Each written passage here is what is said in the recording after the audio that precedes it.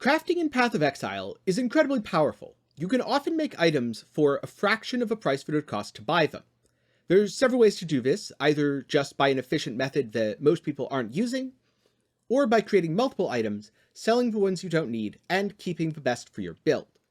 It's also something that's rather confusing, and a recent situation reminded me both of how powerful crafting is, and often how little people know about it. I was watching someone attempt to upgrade their character, and they wanted a better ring that had a couple of fairly difficult mods on it. Initially, they started with essences, and attempted to roll it, and wasted about 2 exalts.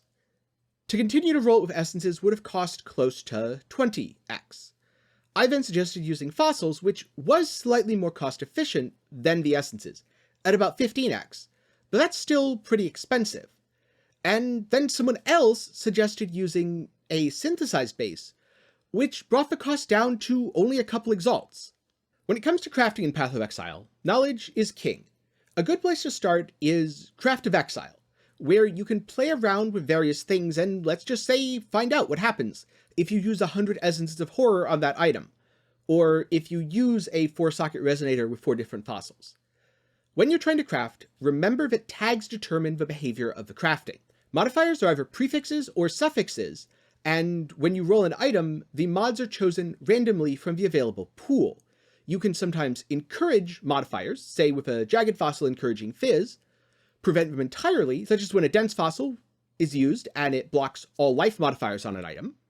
But at the end of the day, understanding the tags will put you in the best situation to either encourage, block, or, using Harvest, sometimes straight up force the modifier you want onto your item.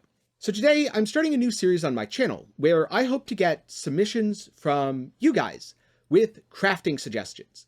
If you have anything that you want to know, how do I make, put it down in the comments below.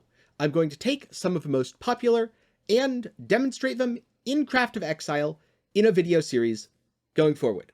How often the video series is and what exactly is crafted all depends on you guys. So if you have any friends that also have crafting questions, be sure to direct them here.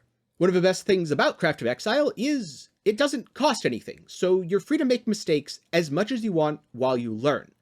And while I will be demonstrating specific methods on how to make specific items in this video, try to apply the concept more broadly. Don't just assume, oh, well, this works for this one item, but I don't know how to make this other item. You can often apply it by thinking about, well, how does this work? Am I forcing a specific suffix with a specific mod? What other suffixes have only one tag based on all the modifiers that can roll? What else could I force, and what else could I craft? This video was brought to you in part due to the generous support of my YouTube channel members and patrons.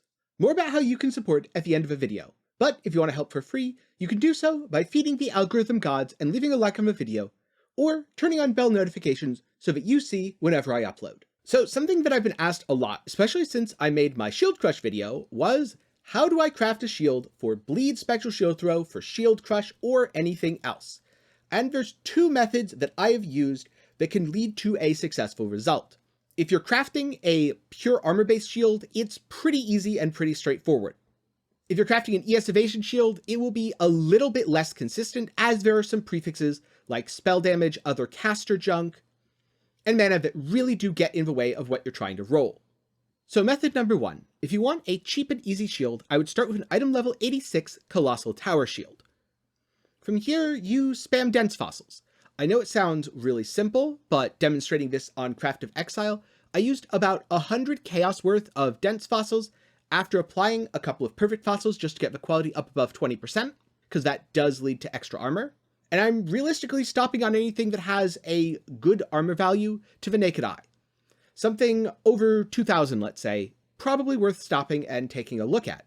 If you can craft a suffix, you can easily get a 2400 to 26 armor shield. This is a very good place to start, and it will be a solid upgrade for your build for a long time, if not just your best in slot. Your mileage may vary a little bit. I'm not saying you will get exactly 4 shields every 100 chaos worth. Prices shift, and RNG is RNG. But it's relatively easy to roll, especially if you're an SSF. This is a very good way to get a shield that'll last you for as long as you need it to. On the other hand, if you want the best shield possible, you want to use a Deafening Essence of Dread. This puts 400 to 440 armor on the shield, which is 40 more armor than the maximum roll that can normally appear. What this means is you'll have greater variance, because you're not blocking all of those life prefixes that you don't want, and you're not encouraging all of those nice defense modifiers that you do want. It should also be noted that the essences are far more expensive than the dense fossils. This is what I meant earlier by understanding tags is really important.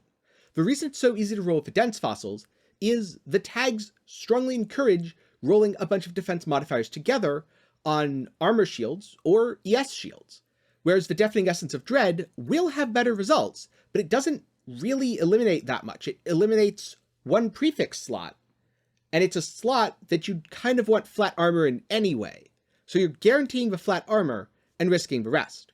Doing this for about 200 chaos, I did come up with several usable shields. None that were really better than the dense, but remember, potential doesn't always equate to reality.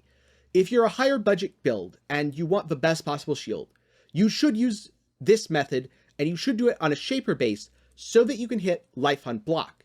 The unfortunate thing about the dense fossil method is it prevents life on block, which does cut out a great amount of value in the final shield, especially as most spectral shield throw builds that are at least rolling on armor bases are gladiators and definitely want to be able to recover stuff when they block. And in keeping with today's spectral shield throw theme, a lot of people have asked me how they can make the best possible item for their amulet slot. Specifically a +1/2 level of all dexterity, +1/2 level of all physical skill gems with physical damage over time multiplier for bleed spectral shield throw.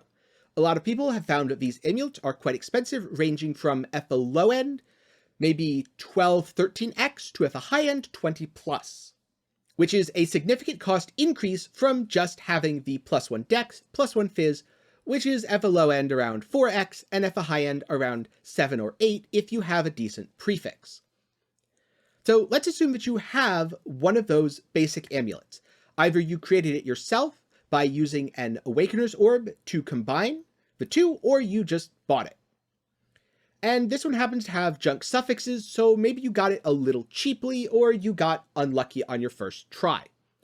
To fix this, you can use Harvest, use Reforge keeping prefixes, it'll randomize those suffixes, and that has a chance to roll 1 or 2 suffixes instead of 3, which opens up the amulet to further crafting. Now to force the physical damage over time multiplier, you need to craft Prefixes Cannot Be Changed, Reforge physical modifiers. There are only 2 physical suffixes that can appear in this amulet: additional physical damage reduction and physical damage over time multiplier. So while it's not completely guaranteed, it is a deterministic craft because you'll never brick your amulet. There's no fail state here where you mess up the prefixes. It's simply insert 2 more quarters, or in this case Exalted Orbs, and you get to go again. Your odds are quite good of rolling it, so, like you can see from this demonstration, you should roll it within a couple attempts at worst. And finally, despite GGG's best efforts, a lot of people are still playing Cast on Crit Strike build, mostly on an Occultist. In fact, Forbidden Rite Cast on Crit Strike is very popular and looks to be quite effective. And I've gotten a lot of questions of, how do I make a chess piece with Attack Crit, Frenzy Charge on Hit, and +1 Curse?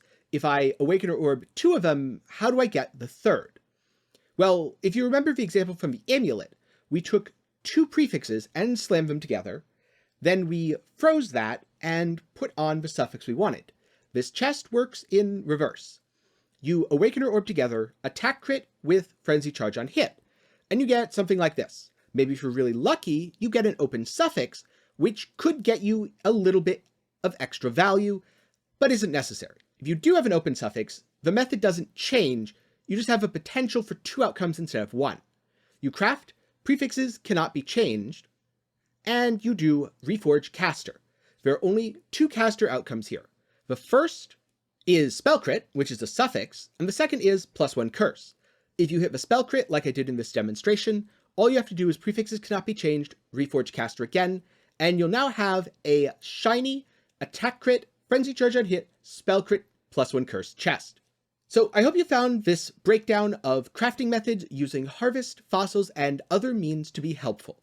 I tried to highlight the reason why it worked and the tags behind it working, along with just talking about the steps you have to go through.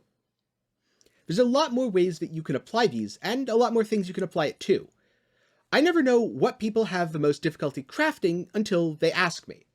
So again, be sure to tell me down in the comments below what you are having trouble crafting, what you'd most like to know more about. And I'll do my best to include it in a future video.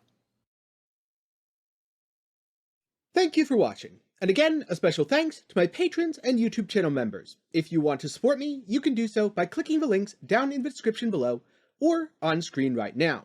You can also support by making purchases through my Nexus page. Or if you just want to chill and hang out, be sure to join the Discord. Again, links for everything are down in the description below. Thank you, and have a great day.